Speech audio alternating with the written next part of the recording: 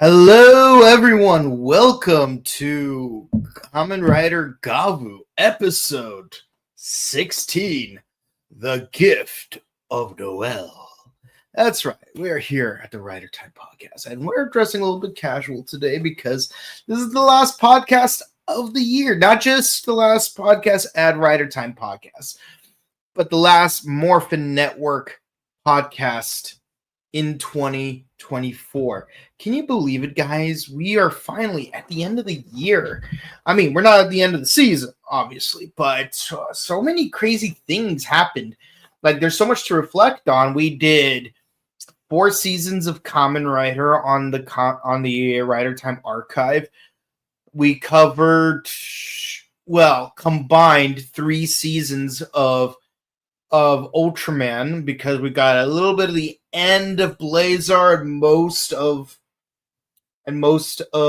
Arc. So combined, that's like one whole season. And of course, we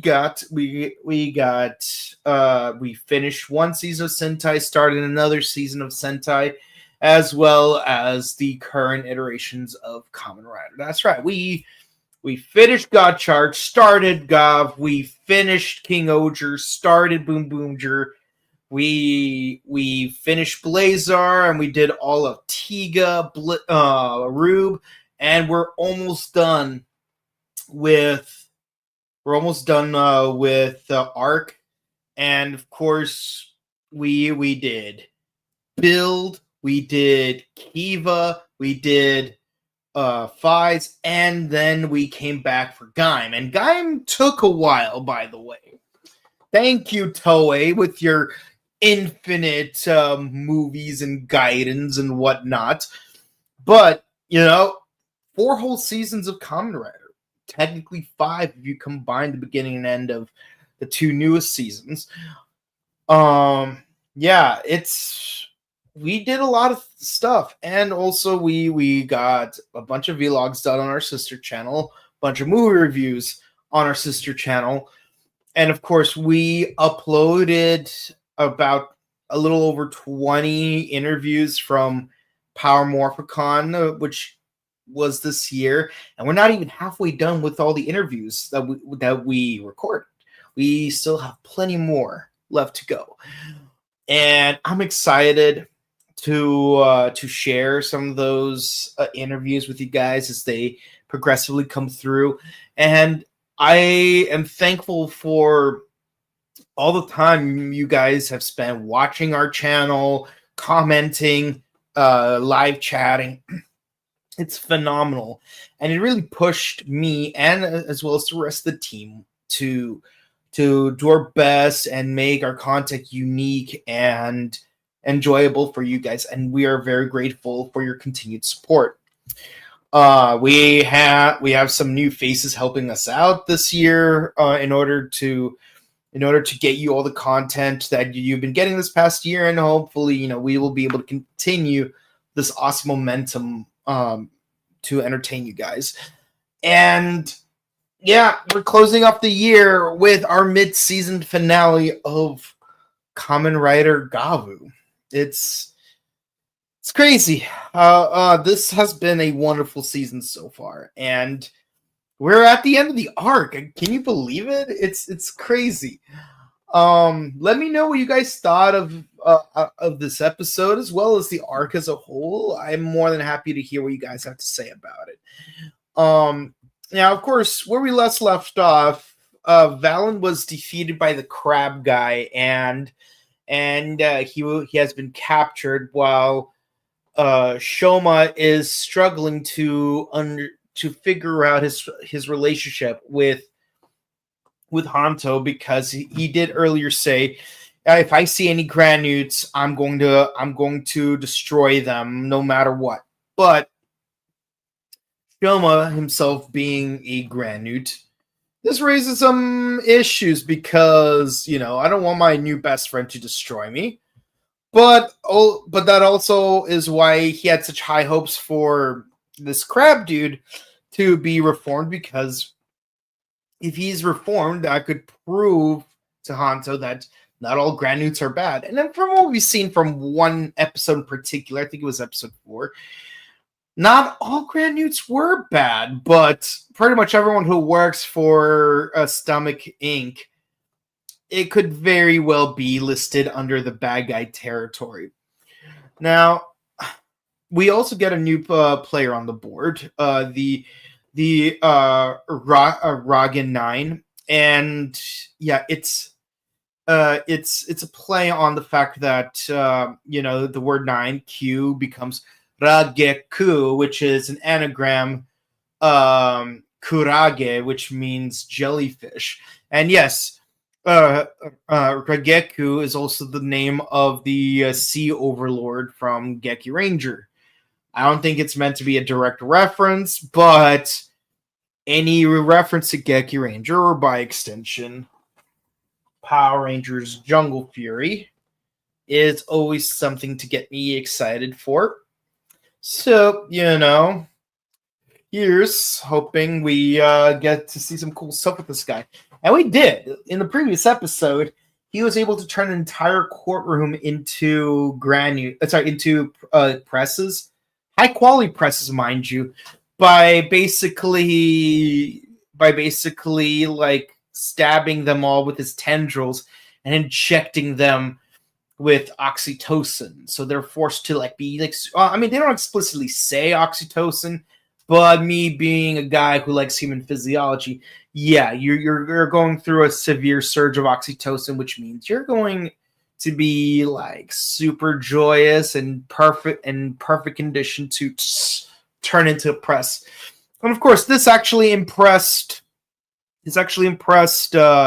both Longo and Glada, because we're making some progress. This was a great investment. I'm glad to be a part of it. Just make sure he's a little more discreet, because we don't want any red flags. This is where the phrase "flying too close to the sun" comes in, because flying too close to the sun. Of course, Shoma does need to discuss, his reservations with Uncle Dente, because who else can you turn to if not Uncle Dente? And of course, he does say, hey, dark candy is very addicting. Once you had some, you can never have enough. It's like eating a Lay's potato chip.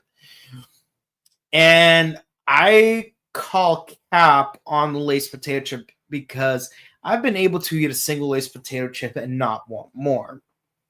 It's even easier when it's lime or salt and vinegar flavor, because I'm not a fan of those flavors. But the point is willpower. But no, it's basically black Mexican tar heroin, so says the Cards Against Humanity card, when we're talking about the dark candy. In fact, I wouldn't be surprised if that's what the dark candy was made out of. Just get a bit of human and then some of that BMTH, But meanwhile, Hanto does wake up in the Crab Dude's hideout, and he is able to easily get out. But first, he must pretend to be captured, because perfect timing, the Crab Dude shows up with Jeeb, and it's like, this is the other guy, the guy that the Red Gavv is hanging out with. You promised me the Red Gavv. You didn't promise me some other. You promised me specifically the Red Gavv. I don't want any part of this. I'm leaving. And even so it's like, oh wait, hold on. So they mentioned Longo. Is Longo their leader?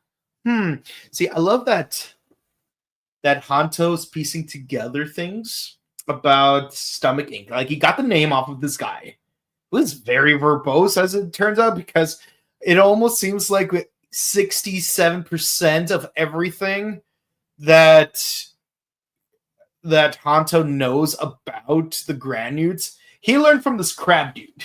Let's be honest. But yeah.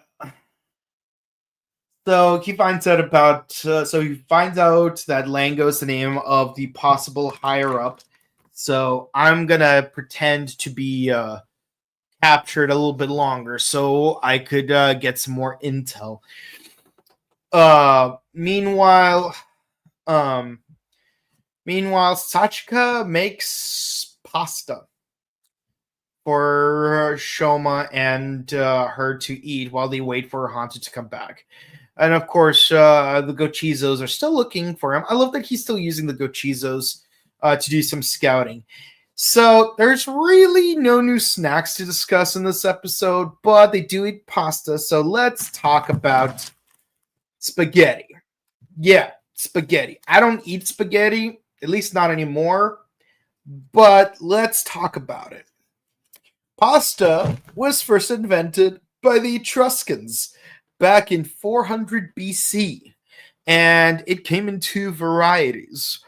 Well, and to this day, it's still in two varieties. So modern day pasta comes down to two categories: pasta secca and pasta fresca. So secca is dehydrated pasta. So basically, kind of like the spaghetti where like you have the dough, but you need to dehydrate it so you could use it for later use. Meanwhile, pasta fresca is basically pasta that you use like right away, and it's usually softer in texture because you make it right away, and also it uses a leveling agent. I love it when leveling agents are used because it is an interesting concept when you talk about different kinds of snacks.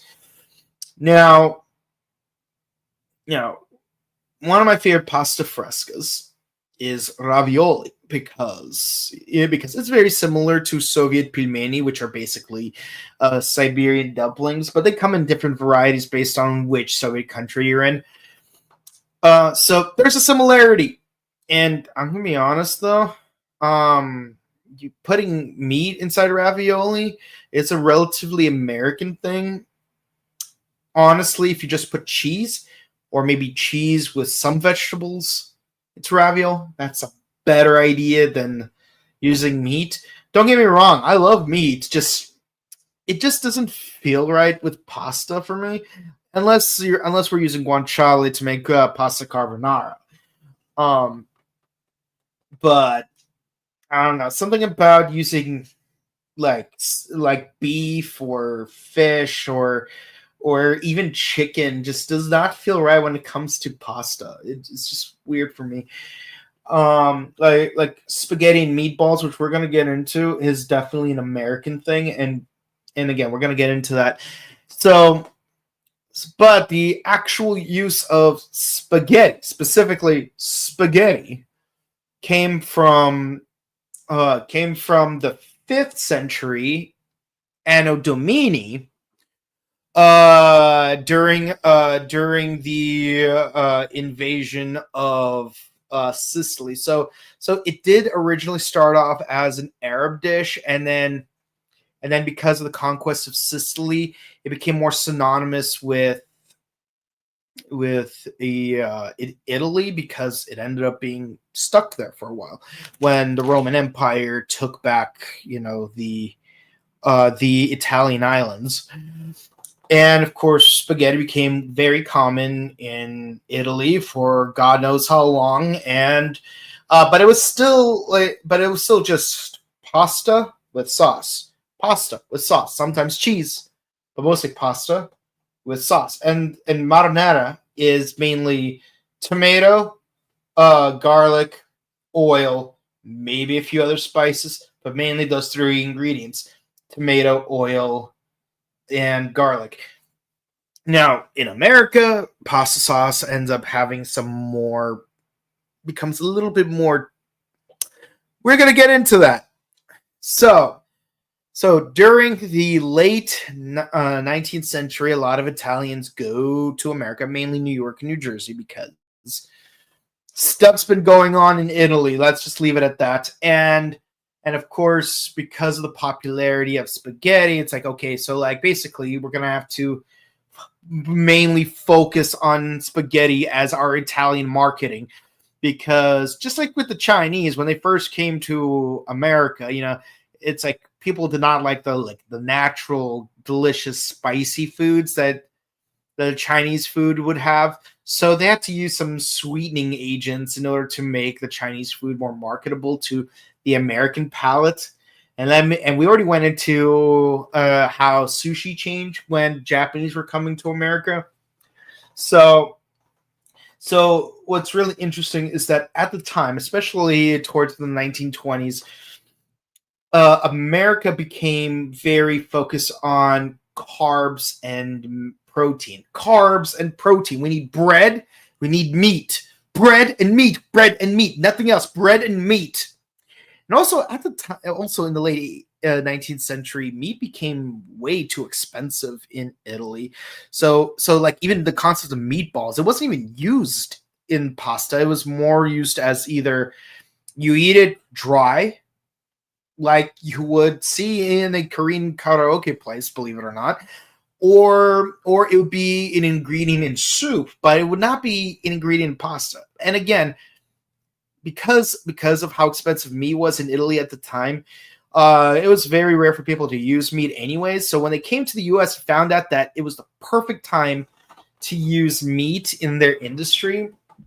It's like, yeah, we can make meatballs. We can make meatballs for days. Meatballs for days. Meatballs for days.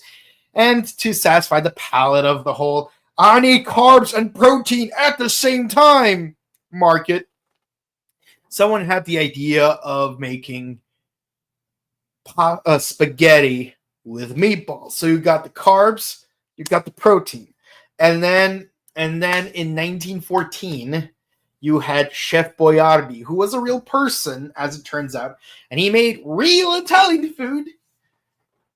At the time, he made real Italian food. He had a TV show where he taught people how to make Italian food. But then people were like, what if I want to make Chef Boyardee from home? So they came up with a way to package it for pre-cooking, and then people could cook it from home, mix some base ingredients, and work their way from there. And then here's where we get into the modern pasta sauce, and as a preservation technique, started using canned tomatoes instead of fresh tomatoes. And eventually Chef Boyardee followed suit. So instead of having fresh pasta, they started canning it. And the rest is history. Chef Boyardee went downhill from there in terms of quality. So now it's just macaroni with the ketchup. Such a shame that someone who used to be like this amazing Italian-American chef is now relegated to being the face of fake Italian food. Yeah, and yeah, that's the history of spaghetti. Glad you enjoyed. And apparently, eating spaghetti is a tradition in Japanese and Filipino Christmas. But it's kind of interesting that Japan and the Philippines have a lot of overlapping traditions. But what's really interesting is that in the Philippines, they don't always actually use ketchup. But the Tagalog word for tomato sauce is, in fact, ketchup.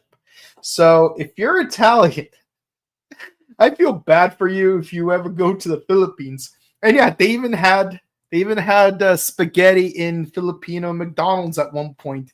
Well, actually, they had it in all McDonald's, but they got rid of it everywhere except for the McDonald's in the Philippines.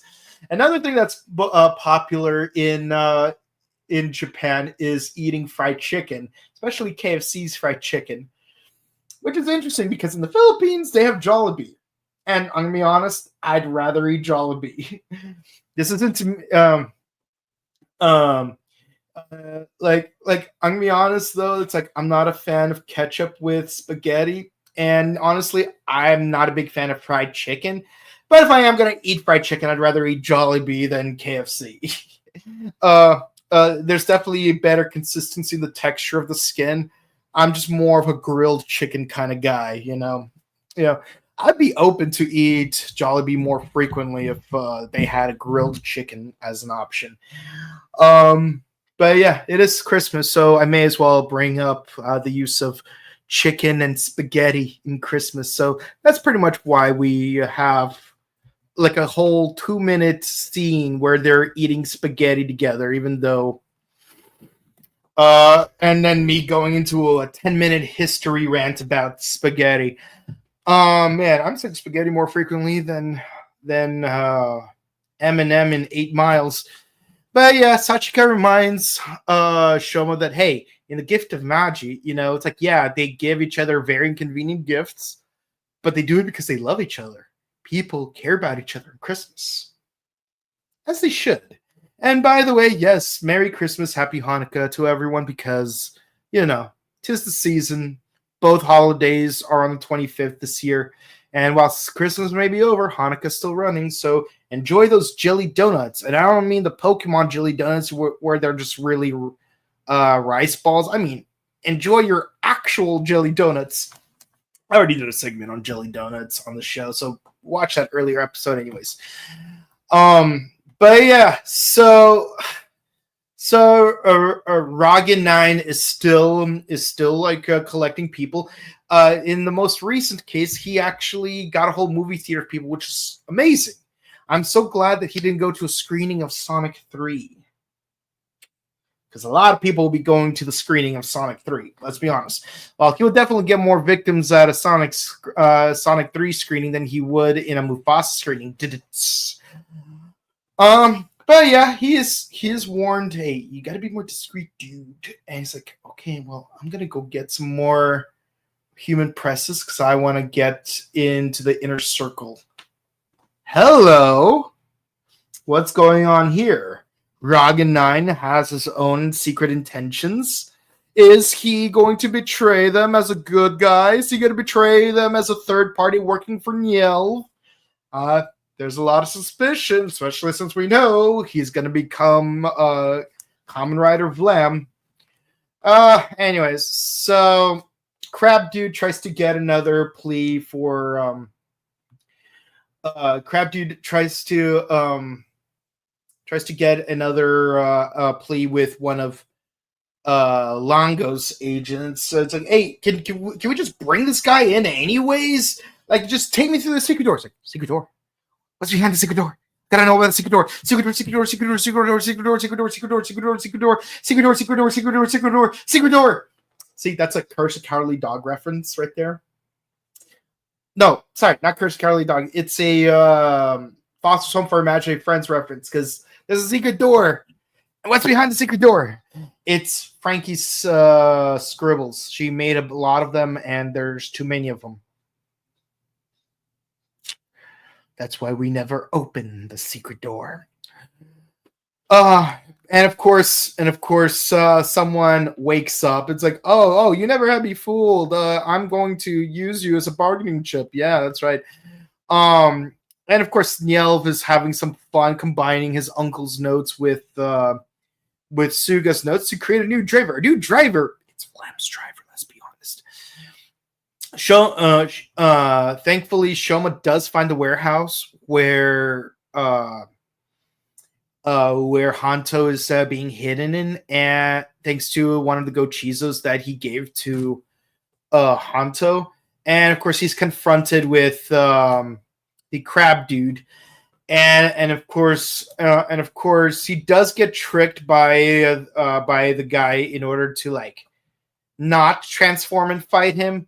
But in reality, it's like, yeah, no, this was all a ploy by Shoma. So it's like, yeah, this dude's not very bright, is he? Like, twice he let two guys get kidnapped by him so they could sneak into his hideout. And of course, the two of them go into an argument. It's like I'm trying to save you, but you don't understand. I need to stay in order to find out about the stomach ink. You can't go to the stomach ink. It's too dangerous. Why would it be too dangerous? There might be a giant that will eat you. I wouldn't be surprised if in a later episode there turns out to be an actual giant that tries to eat them. And it's like, do you know more than you're telling me? No, I'm not. I'm going to believe you. Psych! But of course, when they do try to escape, the crab dude shows up, and of course, they both make a run for their belts. They transform, and this is where we get the awesome scene. We got Cake Gavv with Bushel de Noël uh, Valen. And yes, because he's typically chocolate themed, that means that our boy is going. Um, let's see. It means that our boy is a chocolate version of Bushel de Noël, and yes, that does exist. I'm surprised it doesn't look more. Actually, I like that. I like the chocolate one better than the Gotchard one because the actual logs look like wood because of the chocolate icing. But yeah, that's all I have to say on the matter. Now, in case you're wondering what my favorite cake is, it's none other than cheesecake, which I have made myself just for this occasion. And yes, I made keto raspberry icing. Not easy. Well, it's not actually icing. It's more of a puree. Getting it just right is very difficult because you usually need cornstarch, and I had to figure out a way around that. Obviously, I use erythritol as a sweetener because no sugar, and the crust is made out of almond flour. It's actually not that difficult. Obviously, as I mentioned in the previous episode or two, you do need to use butter as a leveling agent so that the crust doesn't rise too much when you bake it, and you have to bake the crust beforehand to a partial degree before you make the actual cream cheese. And for the cream cheese, you use a lot of cream cheese with egg and erythritol in my case, but you use regular sugar and a little bit of lemon zest and maybe some other seasonings. And then you bake it together with the crust for 45 minutes. Now, a lot of forms of cheesecake don't use baking. They want to keep the cream cheese cold and raw because it's creamier that way. But honestly, I prefer baking the actual cream cheese because it makes like a nice artisan top. And I've played around a little bit with different variations, and of course one of my favorites that I'm proud of, which a lot of my friends enjoy, including all of my Filipino friends, is my chocolate peanut butter cheesecake, which I did take a photo of.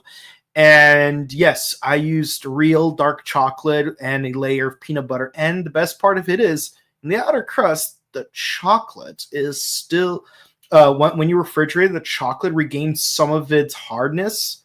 So it's like having like a surprise chocolate candy inside your cheesecake at the bottom.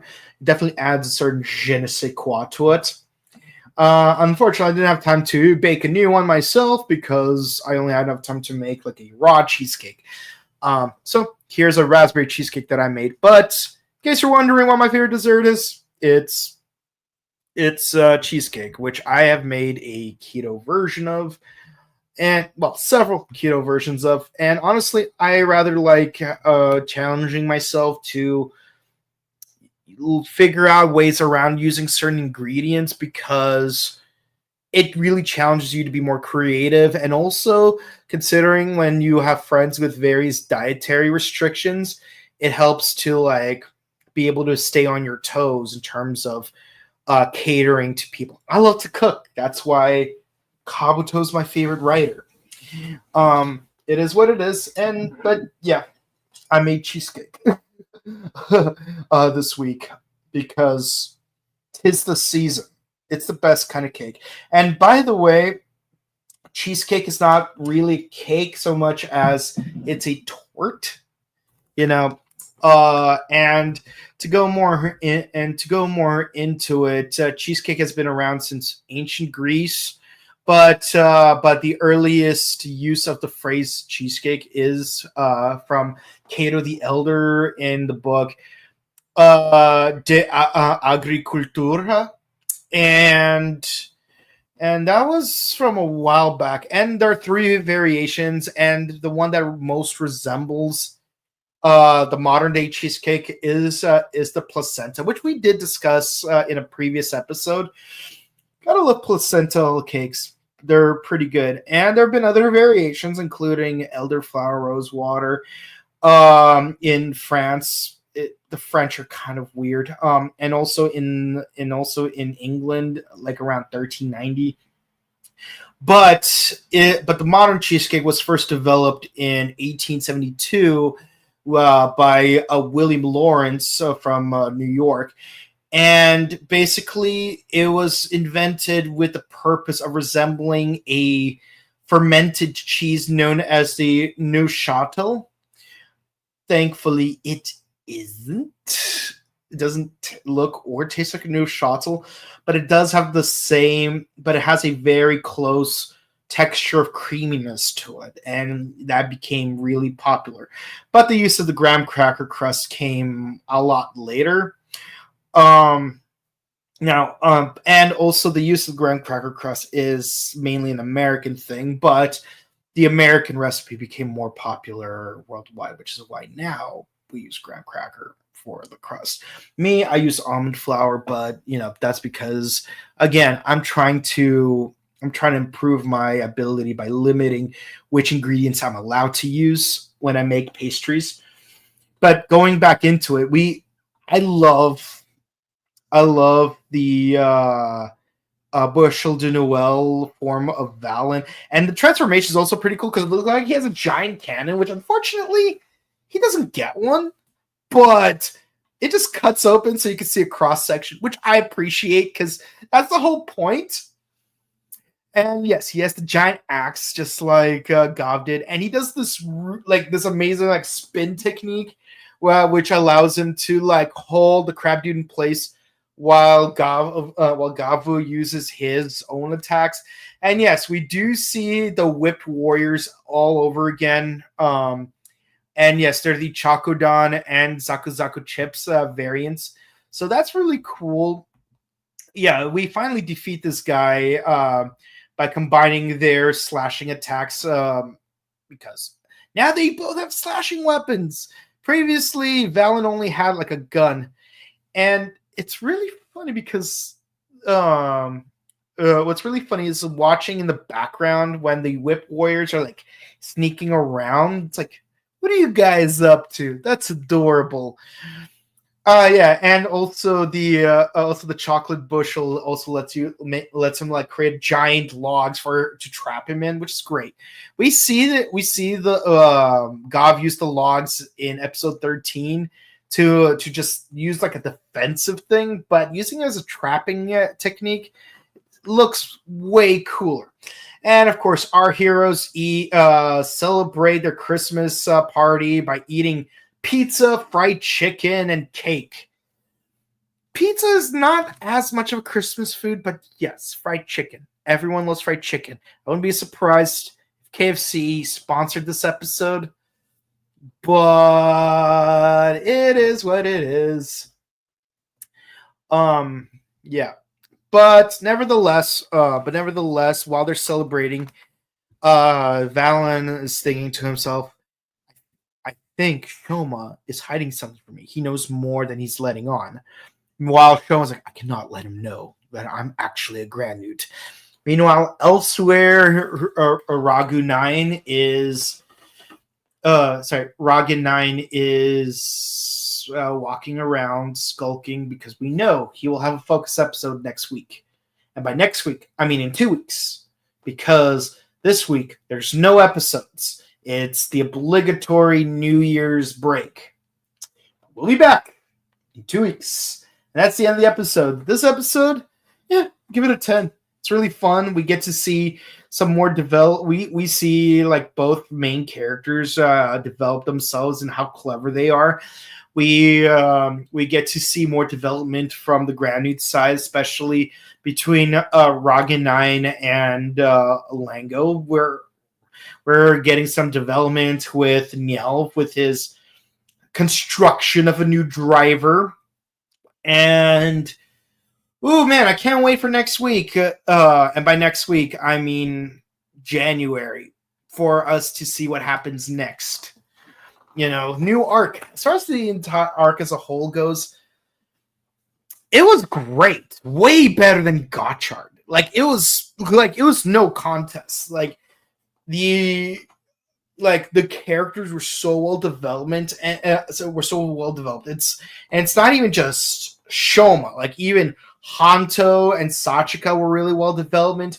We got to see some characterization of some of the Sonic family members, though not all of them right away, because it would be nice to see more of Lango because we don't see too much of him. While we didn't get too much screen time with Nyelv, it's totally fine because he's a discreet person who's sneaking around all the time, so it kind of makes sense that we don't see too much of him. But we did learn enough to get hooked on him because why are he and Suga working together? What is their combined goal?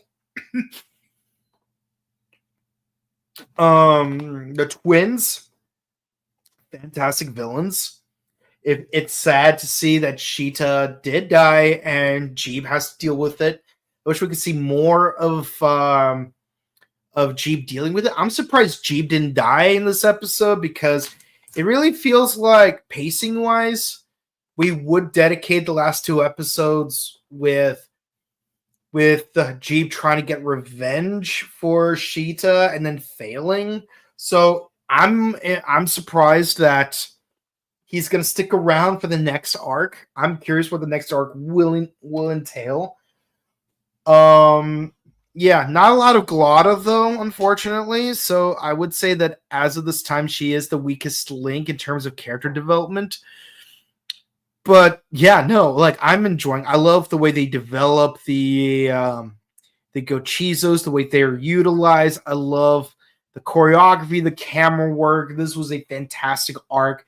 I give the whole arc a 10 out of 10. I rarely give a whole arc a 10 out of 10 because sometimes there's just enough episodes in between that are just so low quality compared to the other episodes that it kind of drops to a 9 or even an 8. But here, this is a fantastic start to a season. I hope they keep up the momentum. Let's see what you guys have to say. Let's see. Wow, a lot of comments today. Merry Christmas and Happy Hanukkah. Merry Christmas and Happy Hanukkah to you too, Nematrix. Can't wait to see you again in 2025. Yeah, this is the last podcast of the year. I'm so happy that all of you guys have stuck around for this episode, as well as all the past episodes this year. And I can't wait to see you again next year. Do you have a favorite dessert? Well, as I mentioned, I'm a cheesecake guy. Can't wait for Vlam. Vlam, Vlamity, Vlam. Vlam. Oh my god. No. I know what you're doing. You're referencing Kurt's a Cowardly Dog, aren't you? You're trying to do that flam thing where the dude's flan, flamity, flam. That episode was freaky. As are a lot of episodes of Kurt's a Cowardly Dog. I can't believe 2024 is almost over. Yeah, it's almost over, but not quite. We still have a week left. Well, not a week, more like 5 days, but make the most of that time. But I hope to see more cool content in 2025. You definitely will. I really hope that'll be the case. We get a dark chocolate Valen, a bitter Gavv, and Vlam. I know. I'm curious what the dark chocolate Valen's going to be like. I hope Gojuju keeps up the pace of good quality that Dombros, King Oger, and Boom Boomger kept going. I hope so too. I'm very nervous because of that, because it's you get so adjusted to having 3 good seasons, and all of a sudden we get a season that's mid or lower. And I really hope that's not going to be the case with this season, because honestly, I do not really care for Zenkaiger very much. Ju-Oger was a great season, but it didn't really monopolize on the whole anniversary aspect, besides having a 2-part episode with the Gokaigers. But hello, Ghost-Tov. How are you doing? Apparently eating fried chicken for Christmas tradition in Japan. Oh, absolutely. Especially at KFC. For Philippines, you eat spaghetti for good fortune. That's interesting. Pancit noodles, to be precise. Cool. You look like the hamburger. I don't know what that's supposed to mean, but thank you, I guess. Uh, uh, let's see. Okay. Flan might be a double agent. We never know what happened to Stomach Inc. sibling's mother. That's true. That's true. Let's see. Cake Valen looks better than the donut or chocolate bar. Yeah, but we haven't seen the Cake King version yet. We have only seen the bushel one, which, even though it's technically cake, it's not the same kind of cake. A Gavv recap episode would be better than Gotchard. Ooh. Comment of the night.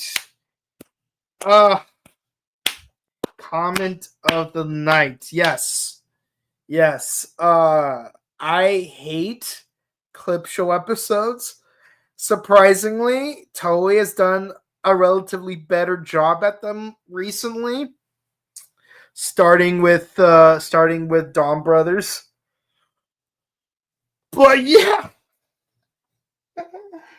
I'll even say this: a Power Ranger style Christmas clip show episode would be better than Gotchard. Okay. Sheeta died from Gavv. Okay, I'm not even gonna finish that. Okay. Thank you guys so much for the comments. We hope you enjoyed. Please be sure to comment, like, and subscribe to us on YouTube, Facebook, Twitter, Instagram. Ding the bell icon to stay notified for our latest videos. We typically do Ultraman Arc on Mondays, Kamen Rider Gavv on Wednesdays, Bakuaga Sentai Boom Boom on Thursdays, which we'll get back to in January. This week was a little bit differently because it's Christmas. And no new episodes next week because it's New Year's. And that, like literally in Japan, no new episodes of any of these three shows. And no new episode, therefore no new episodes from us.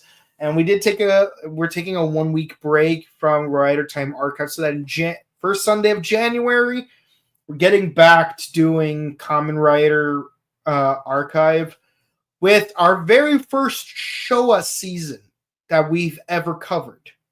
We're doing Kamen Rider X from 1974. I hope you enjoy that season. It was a fun rewatch for me when I was making the thumbnails for it. But yeah, so Arc, Gavv, Boom Boomger, X. Those are the 4 shows starting in January. And also check out our Morphicon interviews. We've uploaded about 20 of them. We made more than 50 of them, so we're not even halfway done uploading them. So definitely a lot of more content for us to give you guys. And of course, check out our sister channel, The Buttery Show, where we do various movie reviews. We did Red 1, we did Sonic 3, and Wicked. So definitely check out our reviews for those. We might try to squeeze in maybe one more movie before the year is over. But until then, guys, if you want to follow my personal content, you can find me on Instagram at Boken_Kabuto and on Twitch at twitch.tv/BokenKabuto. And of course, before we head out, I just want to say, oh, what's this? You started watching Kiva and liking it so far? That's great because we actually did do Kiva last year. So whenever you finish a batch of 4 episodes or so, you could watch us review it. Throughout the year. Like we already finished Kiva. We did Kiva, we did Build, we did Fize, and we did Gaim. We just finished Gaim last week. So there we were. Here we are doing X starting in January. And one more time, on behalf of the Morphin Network, thank you guys for supporting us this past year. It's been a crazy ride, but we're happy that you were along for the ride with us. We hope you continue to support us next year in 2025. And we hope to continue to provide you with fantastic content for you to enjoy. whether we did interviews, vlogs, episode reviews, and everything in between. Thank you guys from the bottom of our hearts. We wish you a merry belated Christmas, a happy Hanukkah, and given that this is our last podcast of the year, we wish you all a happy New Year. We'll see you again next year. And remember, until then, be sure to stay safe, stay hydrated, update your emergency kits, hug your loved ones. Don't party too hardy next Tuesday and Wednesday, because we want you guys to be staying alive for us to enjoy our time together and make the most of the end of this year and make the most of the entire fresh new year to come. Until next time, we'll see you guys next time. Let's ride. See ya.